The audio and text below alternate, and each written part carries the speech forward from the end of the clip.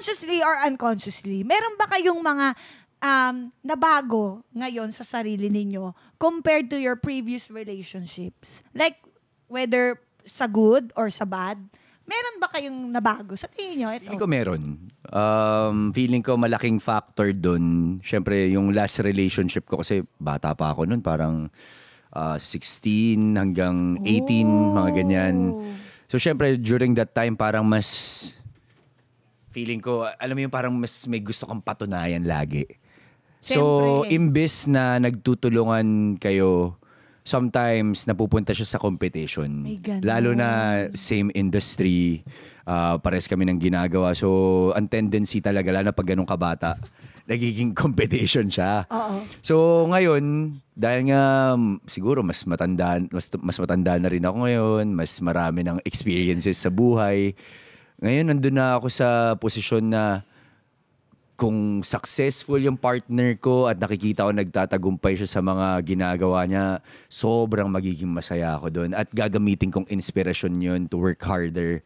So, imbes na mapunta ka doon sa negative side, lagi mo nga hanapin yung silver lining ng lahat na nangyayari na, ito, kailangan mas maging okay ako. Kasi ito siya. Kailangan nagtutulungan kami, naghihilahan kami pataas. Parang ganyan. Tama. Kasi ang success ng isa, success na That's true. Kung ano man yung achievements niya, tagumpay ko rin yun. Kasi dapat girlfriend ko to eh. Yes. Kaya sobrang supportive ka sa kanya. Kahit hindi lang ikaw, pati rin siya. Mismo, brother.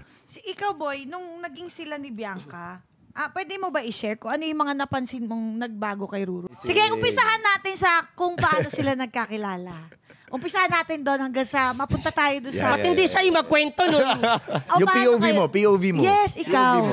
Nasa parking kasi ako eh. Nasa parking yung kwento ko eh. Sorry, medyo naano ko. Ang dami kong kotse nakita. Iba yun. Andun. Iba yun, boy. Hindi, ang ibig kong sabihin. Iba yun, matagal na yun eh. 1 year after na yun eh. Hindi, dapat ikaw magkwento nun. Hindi, ito, paano ba? Ito, hindi lahat alam to, Madam Cha. Ang nangyari kasi, hindi pa ako artista to, grade 5 ako. Pumunta yung tropang Pochi noon. Si Bianca, host siya noon. Nagpunta yung tropang Pochi. Tapos ako magkukwento, tropang Pochi, wala ako doon. Oo. Kasi pucha ka. Tropang pucha. Uy, nag-guest host din ako doon. Oh my God. So, nagano kami, parang nasa school ako noon, grade 5 ako, di pa ako artista. Pumunta yung tropang Pochi. Nakita ko si Bianca, bumaba siya ng van. Tapos naglalaro sila ng nagsasack race sila. Sabi ko, ganda naman itong babaeng to. So, meron pa, uso nung DSLR, dala nung kaklase ko. Sabi ko, ang social naman ng school niyo, may DSLR DLSR yung Hindi, kasi yung tatay niyan, photographer sa school namin. Kaya, magaling. niya, alam mo yung pagkatapos, babayaran mo sa labas. Tama. Ganun yung trabaho ng tatay niya. So, hiniram niya. Di, sabi ko, tara tol, papapicture ako. Nilapitan ko yung handler. Yan. Sabi ko, kuya, papicture naman ako kay Bianca. Hindi pwede. Sino handler? Kilala mo? Sino pa yung handler? Kilala ko yung handler. Sino? Ate Chona. Cynthia. Wala nang gulo? Sabi, tumatak sa utak ko yun. Pero ito sabi ko na, feeling ko na manifest ko talaga. Sabi ko, tol. Sabi ko sa kaibigan ko, tol, balang araw, magiging artista ako. Magiging collab team ko yung Bianca Umali. Grabe! Diba? The power of manifestation. Diba? Simula nun, pero na naging artista na ako, hindi ko siya, parang okay, nakikita ko siya, pero okay lang. Kasi nga, syempre, siguro, dami ng artista. Parang kada makita akong artista, crush ko agad eh. Ganon. Noong time na yun, parang iba pa yung mga crush ko, tapos nagka-girlfriend pa ako. And then eventually, nung magkasama na kaming dalawa, for the longest time, hindi kami nag-uusap. Naalala ko man noon, meron kaming isang soap, hiningi ko yung number niya dun sa ex niya. Pero hindi pa sila noon. Okay. Sabi ko, tol, pengin naman ako number ni Bianca kasi bala ko sanang ligawan.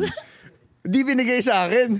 Yung pala, siya yung manliligaw. Siya kasi. So okay naman, nangyari. Niya. Di ito na. Nagkita na kami ulit, break na sila. Sabi ko, baka pagkakataon. Pero nung una, Ito na ba yung sa, yung sa polo? Yung ba yun? Yung parang ball. Oh, yun ball. pare. May times na parang, mandami niya ng parang pinagtanggol mo siya. Shh! Huwag niyong guloy niya si Bianca. Nalala mo yan? Ito mo. Ganto mo. Kasi naalala ko na, may GMA party. Yan.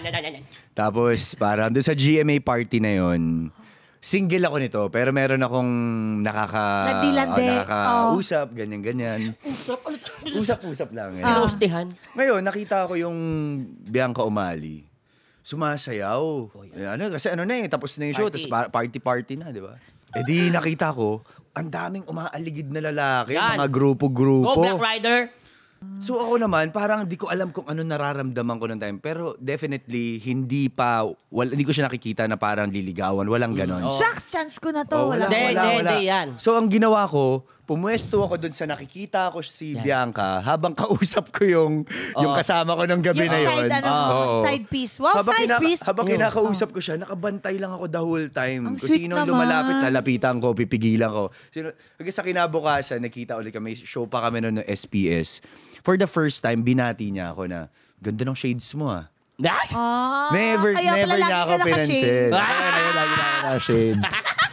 And then, yun na, parang hanggat sa nagtuloy-tuloy, na nagkayayaan, umalis. Hanggang sa umabot sa point na kailangan ko siyang ipag-drive.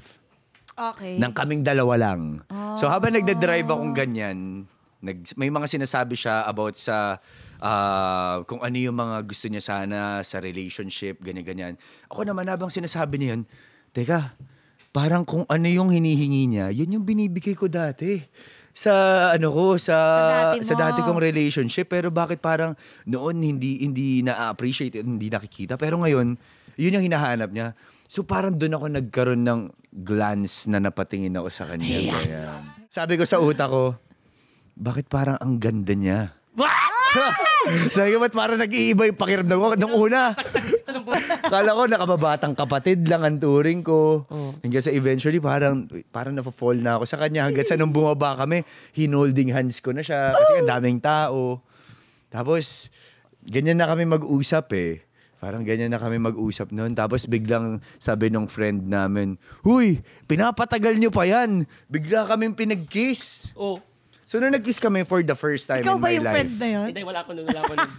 Eto, seryoso, Madam Cha. For the first time in my life, after, parang dun ko nakita yung dun ko naramdaman yung spark. Sabi ko, feeling ko, ito na yung taong makakasama ko habang buhay. Nung time na yun, ayoko magkaroon ng asawa, ayoko mag-settle. Parang ang utak ko nung time na yun, gusto ko lang Bachelor habang for buhay life. maging single. Yeah. Yun lang ako. Pero nung nakilala ko siya at naramdaman ko yung pagmamahal niya at nakita ko yung Nakilala mo yung yung totoong pagkatao siya. niya, Oo. nag-iba yung pananaw ko sa buhay. Tsaka So, ang sweet ng- totoo pala talaga yung ganun. Si Bianca Di Baru, nagpa-akay siya sa INC. Yes.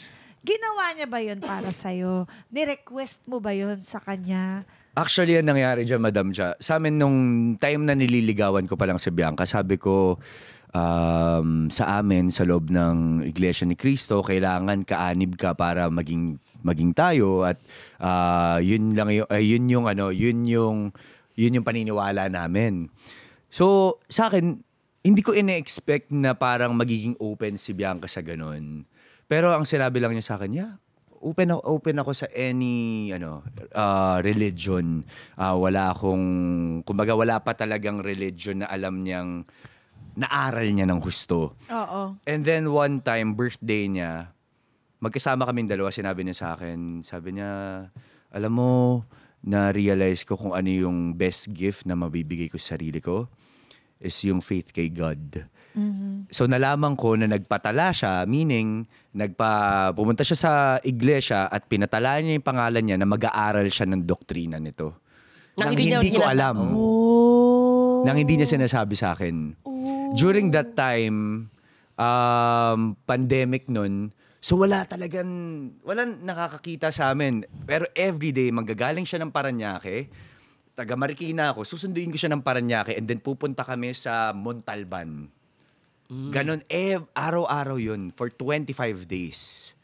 Susunduin ko siya, pupunta kami dito, mag-aaral kami isang oras na lesson. Kasi hindi siya pwedeng sa isang gabi mag-aaral ka ng 5 lessons. Dapat isang lesson lang para talagang pumasok sa utak mo yung aral. So, every night yun. At chinaga niya yun. Chinaga ko rin yun. And then eventually, after 8 months, nabautismohan siya. Naging Iglesia ni Cristo siya. So parang every time ngayon, Madam Cha, pagka kunyari umaabot kami sa point na nag-aaway kami at syempre may mga sa tagal, diba, minsan mararamdaman, ba inis na ako, ayoko na, diba? Minsan magiging ganong klaseng first reaction, out, di ba? Pero ang ginagawa ko, nagpe-pray ako. Tapos maaalala ko na lahat ng mga moments na pinagpe-pray ko lang siya at naging sa akin na siya ngayon. Galing. So hindi ko na sinasayang. So nandun na ako sa posisyon ng buhay ko na wala na ako, as in graduate na ako dun sa pakiramdam na maghahanap pa ba ako ng iba? Hanap pa Oo ba ako? nga. Itong babaeng to, Andyan na. siya yung babaeng alam kong nagmahal sa akin ng husto. Siya rin yung babaeng minahal ko ng sobra. So bakit pa tayo maghahanap ng iba? Grabe. Palakpakan natin. Grabe si B. Di ba? Siyempre ginawa niya yun dahil nagre-reciprocate din siya sa'yo. Yeah. Because Tama, you are tama. like that to her also. The way you treat her. Tama. Ganun nga daw ang babae. Hindi magja-jump basta-basta Sumasalamin yan. Mm. Oo, sumasalamin yan. Kung paano mo siya tinatrato, ibabalik niya yan Yes. sa'yo. Nurturer ang babae. Yes, Bigyan totoo. mo siya ng seed, bibigyan ka niya ng anak. Halaman. Yes. Ng anak. Sorry. Oh, well, yeah.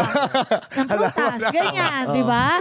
Bigyan mo siya ng money. Lulutuan ka niya ng pagkain. Yes. Bigyan mo siya ng bahay. Siya maglilinis niyan. Yan. Di ba? Tama. Yeah. Ganon.